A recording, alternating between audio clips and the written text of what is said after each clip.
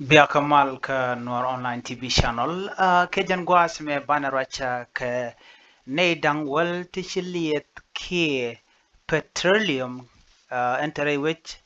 en chalke ki men chalke tarjat oil field chikana kwalga United State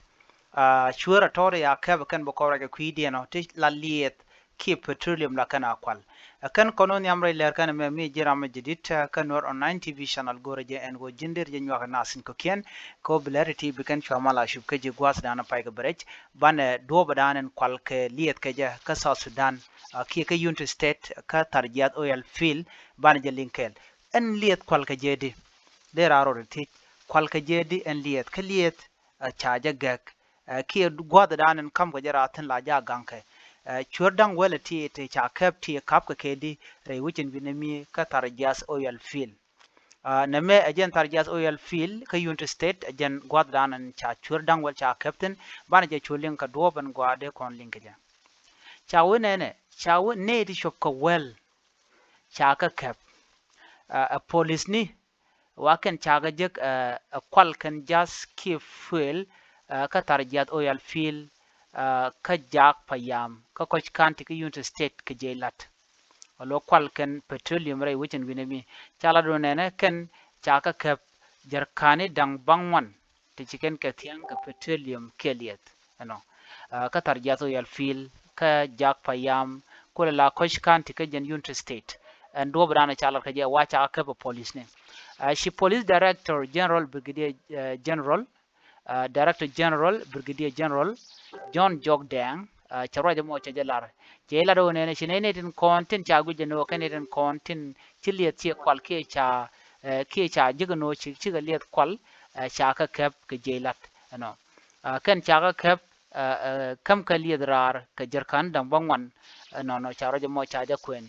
ke post base ka tarjat oil field SPOC tarjeto yal fiel jen gwada danen la jala ya kan gaten ba kul nan ka Sudan port ko bajo ti ke bajo kwak jene kene dangwalin konen chaje gala chuertin chi lied me chikana kwal ketin chaje gno kene kontin kwal ke petroleum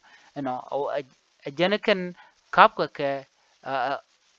chike lied chikana kamrar gwada dan tetin wa kap ka ke no ko kan kan ga gula nang bikan ko ka do bana chalat ke je shuri shal deng che jalat jane ken kap ke jega gaten kwal ken petroleum ka tarjat oil field ka do bana chikan lat ke je jane ne jane ken ire kone cha guje no chikan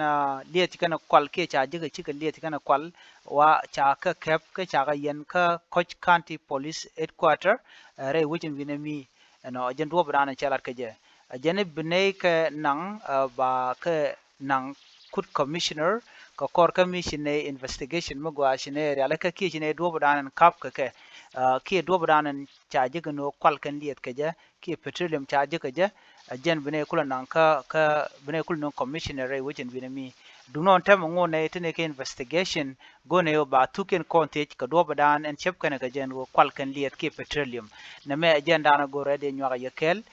neri chaje no shika kwal neri chup ko wel chikan liet en tega tarjas oil field ke petroleum chikana kwal chaga chukap kum metre wichin winami agenda an go rede nywa yakel en walle shanga wal diech ka paikel ron kina dangro jen dangro diech biata kamal bye bye